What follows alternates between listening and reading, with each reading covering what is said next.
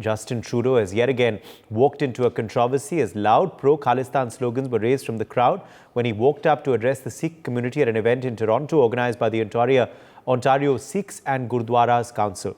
At the event, the Canadian Prime Minister vowed that his government would always protect the rights and freedoms of the Sikh community in the country. Apart from Trudeau, opposition leader Pierre Poilievre and NDP leader Jagmeet Singh were also present. With politicians across the political spectrum present at this pro-Khalistan event, does it send out a clear message to India that Canada will continue to be a breeding ground for Khalistani terrorism is the big question.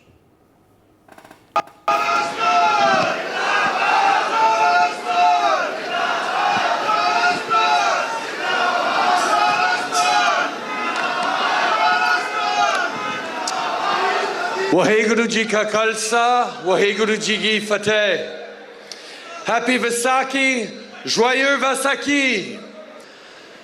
But we gather here today to remember that one of Canada's greatest strengths is its diversity. We are strong not in spite of our differences, but because of our differences. But even as we look at these differences, we have to remember and get reminded on days such as this and every day that Sikh values are Canadian values. Truth, justice, openness, compassion, service, human rights. These are the values at the heart of Sikhism. These are the values at the heart of Sikh Canadian communities, but they're also values at the heart of all Canadians. To the nearly 800,000 Canadians of Sikh heritage across this country, we will always be there to protect your rights and your freedoms, and we will always defend your community against hatred and discrimination. Je tiens à dire aux 800 000 Canadiens d'origine sikh d'un bout à l'autre de ce pays qu'on va toujours protéger vos droits et vos libertés. That's why we're enhancing the security infrastructure program, adding more security at community centers and places of worship, including in Gurdwaras. Your right to practice your religion freely and without intimidation is exactly that, a fundamental right guaranteed in the Canadian Charter of Rights and Freedoms that we will always stand up and defend you for. We will stand with you once again on this wonderful day of celebrations. Happy Vaisakhi. Merci beaucoup tout le monde. Waheguru Ji Ka Khalsa, Waheguru Ji Ki Fateh. Merci. Pashupati Mukherjee, former ambassador, is joining us live. We also have Surinder Singh Lali, international affairs expert, live with us. Madhav Nalapat, editorial director of the Sunday Guardian, is joining us live. We also have Major General Dhruv Katoj, defense expert, live with us. Let me begin with you first, Professor Madhav Nalapat. What do you make of this blatant sloganeering in front of the Canadian Prime Minister, and he says nothing? Well, the fact of the matter is that this kind of sloganeering does not represent in any way the mainstream opinion among the Sikh community, including, I am very certain, in Canada, and certainly not in India. There was a period when, because of a regional party, a lot of such extremist elements were allowed to come into the Punjab and roam freely in the Punjab, trying to again whip up the kind of tension that we saw in the 1980s. But fortunately, the government of India acted, and now it has become much more difficult for such extremists to get a visa to come to India.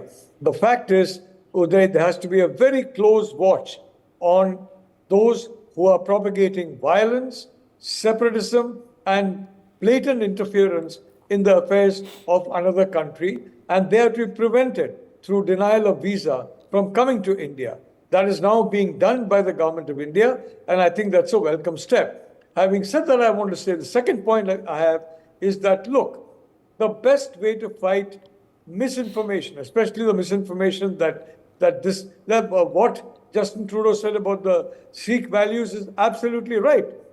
Violence against innocent civilians does not fall within those values.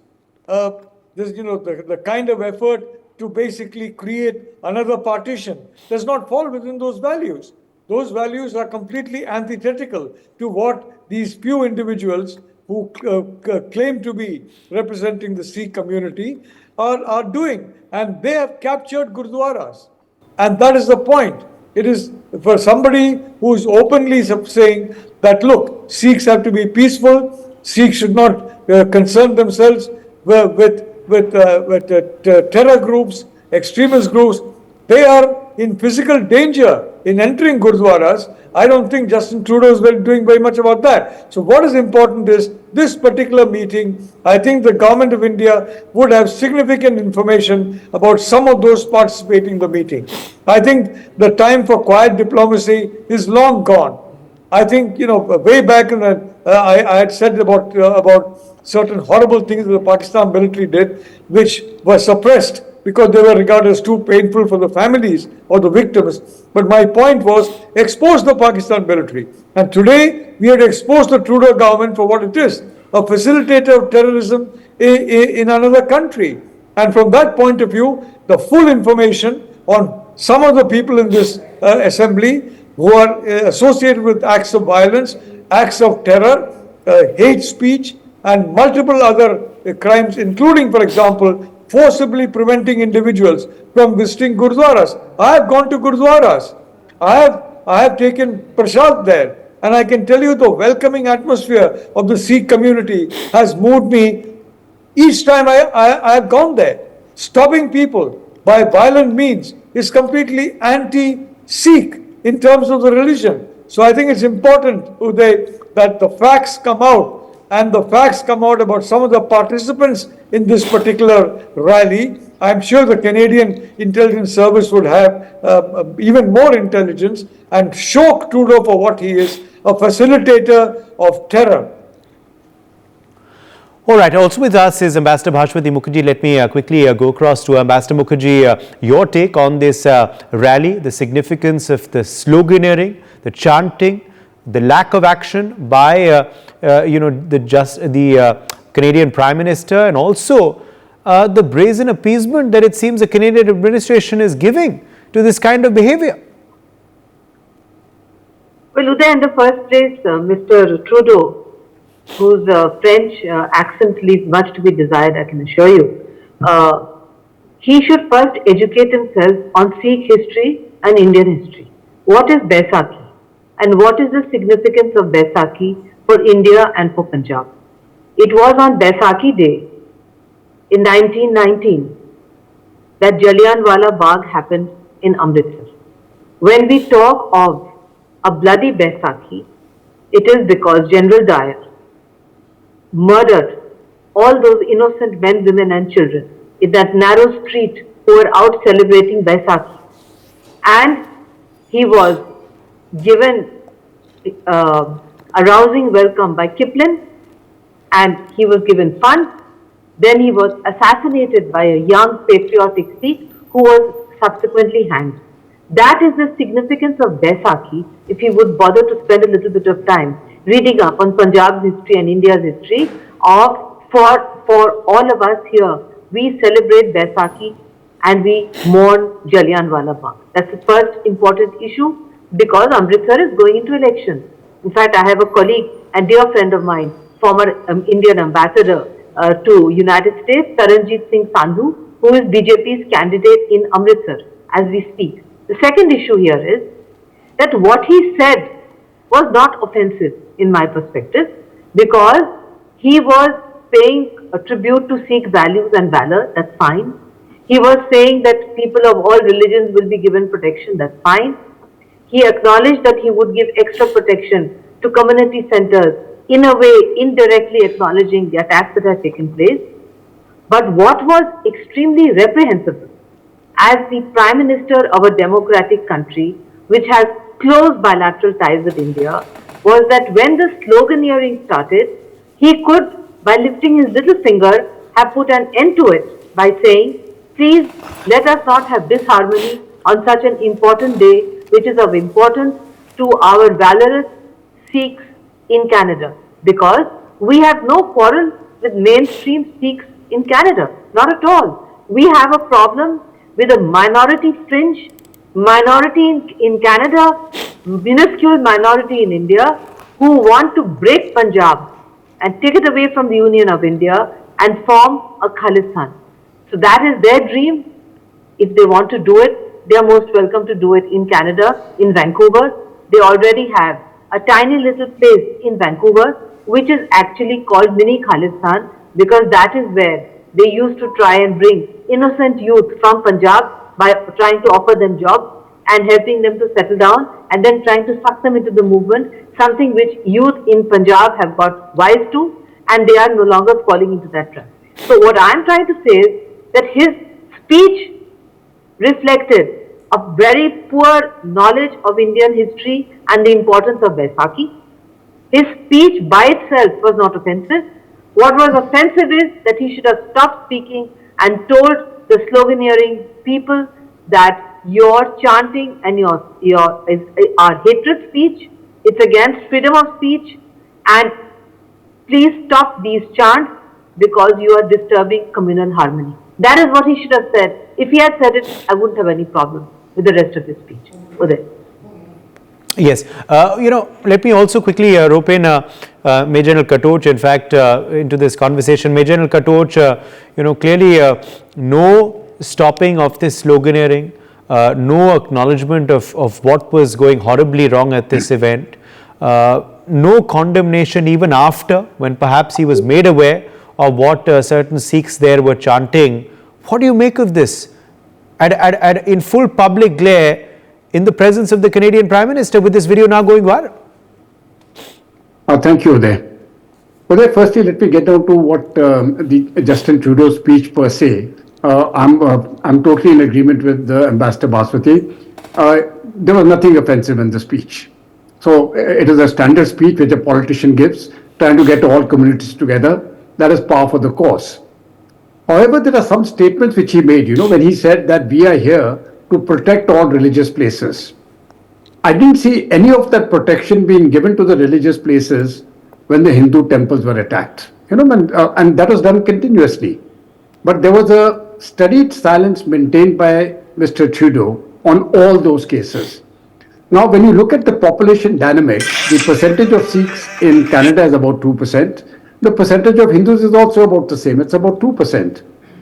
But he is very concerned about the Sikh vote there because the leader of the NWP, the New Democratic Party, the NDP, is Jagmeet Singh, and he can sway a certain section of votes towards Justin Trudeau's Liberal Party to enable him to win, or attempt to win at least, the elections which are going to be held in October next year.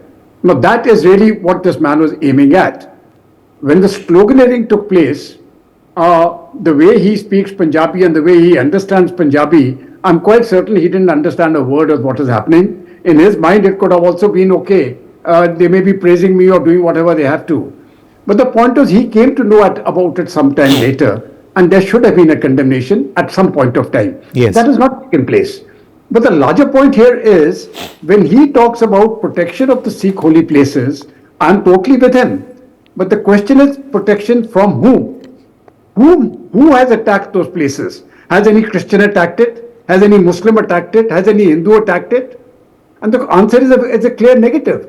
When we look at the dynamics of the population, the religious population of Canada, 53% are practicing Christians.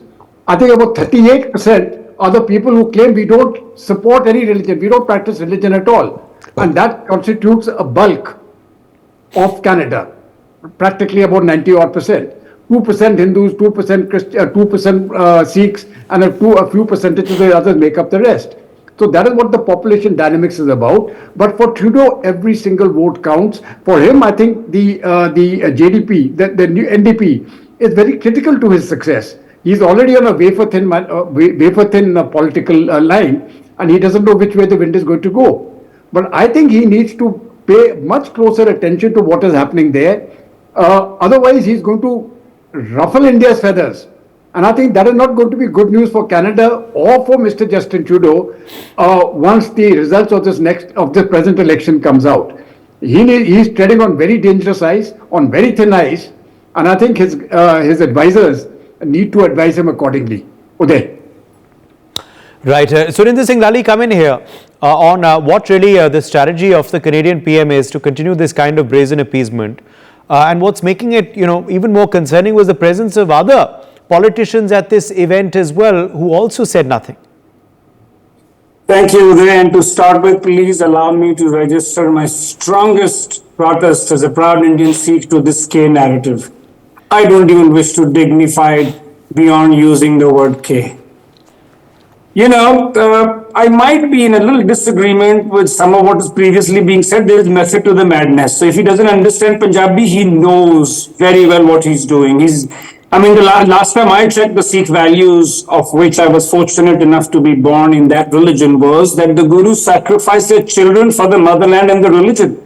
So I don't know which Sikh value he is probably Googling on, where he's talking, he's encouraging the balkanization of his country, who happens to be a natural ally, democratic, English-speaking partner with so many Sikhs living in Canada. What further amazes me is that I don't know who you want to breed for. I'm born in Sikh religion, and I have friends and family in India and in North America, and I have spent a major chunk of my life in North America.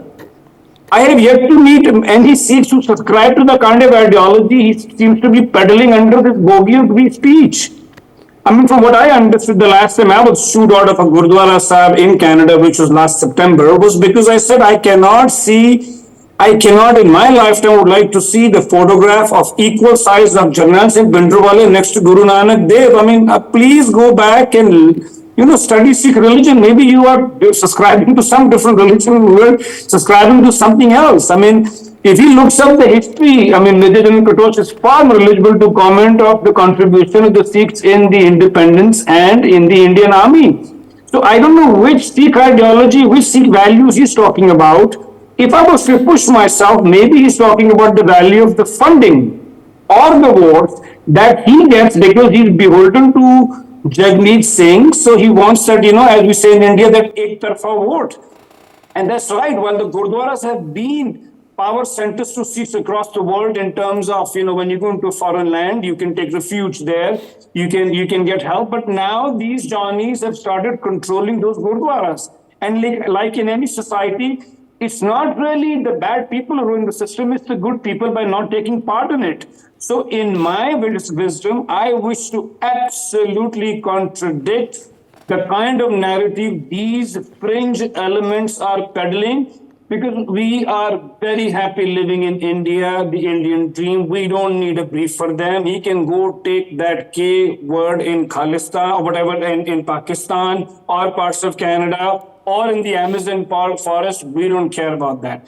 So that's one thing. And the other thing, I would want to thank you, Uday, from the bottom of my heart, because a lot of us who do not subscribe do not have the voice to come and express, because today, like you said, even before this, that how Amit Shah, the Honorable Home Minister, had to go against a kind of false narrative that can be created through these, technology, that a lot of us don't get a space to express. So through your channel, I want to share with every Indian, everybody watching these channels, that majority of us, if not all of us, we do not subscribe to their fringe agenda, which they are peddling only because of their vested political interest. Thank you. Yes. Let me also, in fact, quickly take that to Ambassador Bashpati Mukherjee, because what's concerning Ambassador Mukherjee also is the fact that, there was cutting across political spectrum leaders present at this function. So not only Trudeau, but also an opposition leader, Pierre, was present. Also, Jagmeet Singh was present, who is supporting Trudeau currently. Well, Jagmeet Singh, how much support can he give Justin Trudeau, who is trailing in the polls? He's going to lose the next election, hopefully.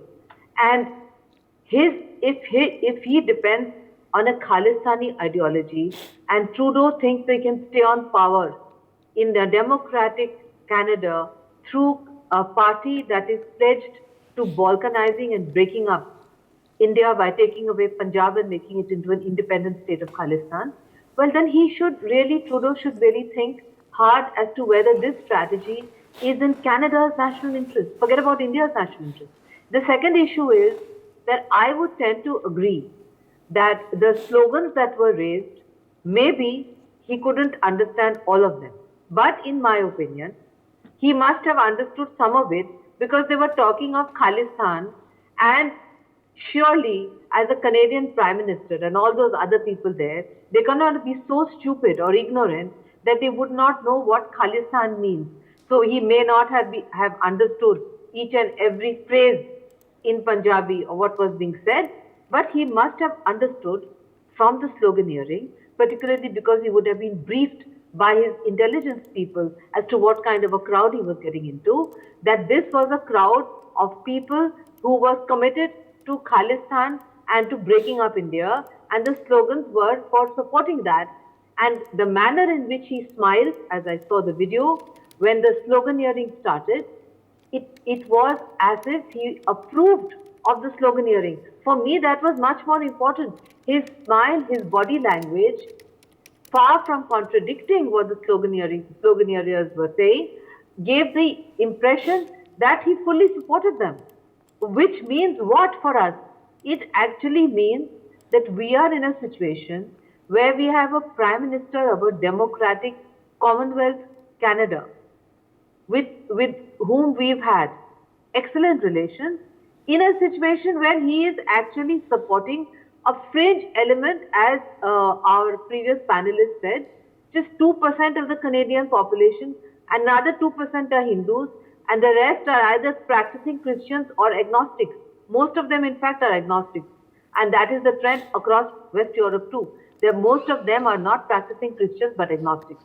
So the point here is that the presence of others should not give the wrong impression that mainstream political opinion supports Justin Trudeau or the balkanization of India. I am convinced that is not correct, and I am sure that if he loses the next election, whoever becomes the next Canadian Prime Minister, hopefully from the Conservatives, will put that balance straight, as we've always had when the Conservatives were in power in Canada.